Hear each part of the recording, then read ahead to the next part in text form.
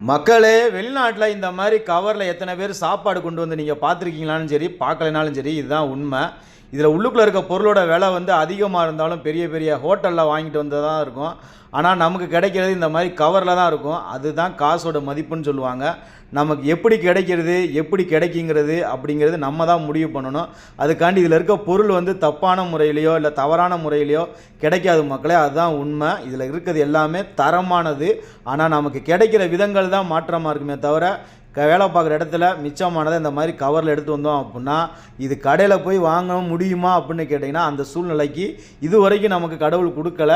பின்னாடி வர காலத்தில் நமக்கு கொடுப்பாருன்னு நம்புகிறோம். இது வந்து மீன் மந்தி பிரியாணி. இது ஒரு முழு பிளேட்டு. நம்ம ஊர் காசுக்கு எப்படியும் ஒரு 20,000 ரூபாயாவது வரும். அந்த அளவுக்கு ஃபுல் பிளேட் வாங்கி சாப்பிடுவாங்க. சாப்பிட்டது போக மிச்சது எல்லாமே நமக்கு தான் அப்படிங்கிற கனவுகளோட பல பேரோட ஆசை இந்த மாதிரி தான் சாப்பிட்டுக்கிட்டு இருக்கோம். இது உண்மையா பொய்யான்னு அந்த இடத்துல இருந்து